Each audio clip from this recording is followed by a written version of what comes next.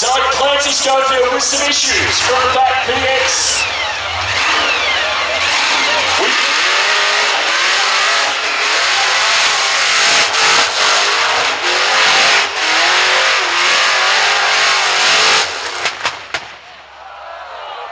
Well, things don't sound right with the LS, the blown carbureted LS. I think it's climbing or is it, no, it's ejected. Actually, blind injected LS. You had the question though, eh? Oh, I had the question myself, and thankfully so.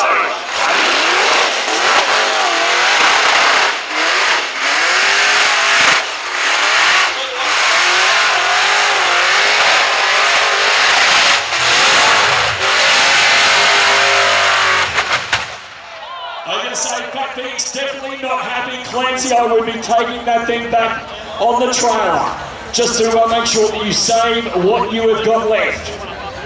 The tune just not right, unfortunately, for Clancy. So the Phatvx not